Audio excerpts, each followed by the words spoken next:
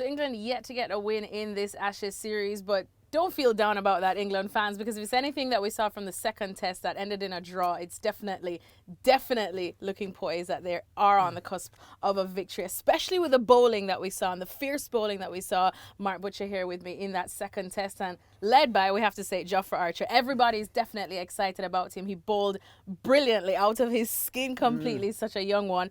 But the question is now, are England at risk of over bowling him and becoming too dependent on him?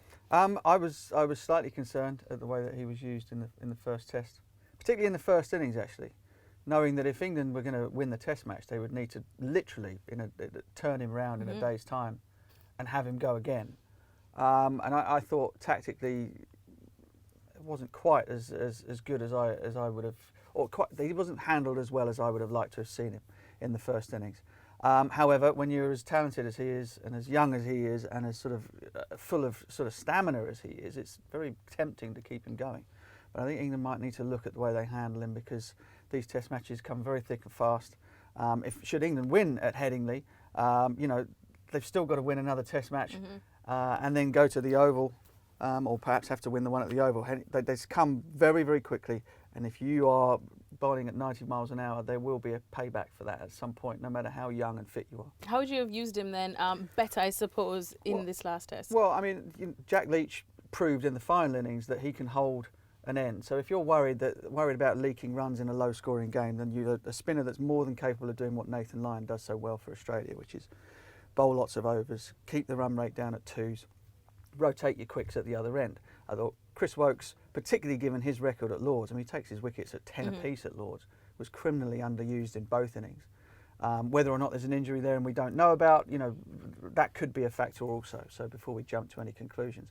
But I just think that if you're going to have a real impact, if Jofra's going to continue to have a real impact, then he might have to sort of be used perhaps one long spell a day, but the rest in shock tactics, and use the other bowlers. You've got guys who have taken lots of wickets there.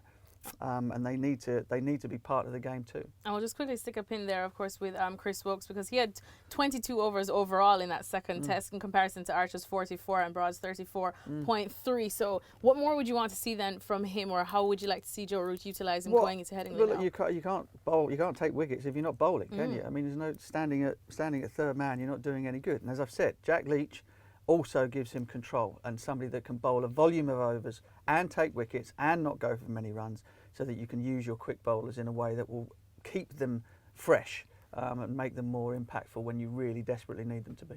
And finally, we'll just talk quickly on Sam Curran, because there was some talk on whether he would come into this past second test that we saw, perhaps replacing Joe Denley in that one, and maybe see a shift in the batting order. No, nonsense.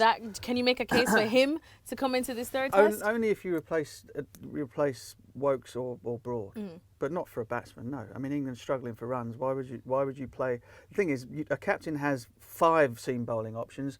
And then he really has no idea what to do and who to bowl. So no, that's just a ridiculous idea. If Sam Curran comes in, you'd have to then leave out one of Woakes or Broad.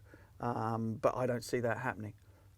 I think that the personnel in terms of the bowling attack was fine. I just think the way that they were used could have been better. All right, thanks so much then to Mark Butcher. So we'll see exactly what Joe Root has up his sleeve in this upcoming third test.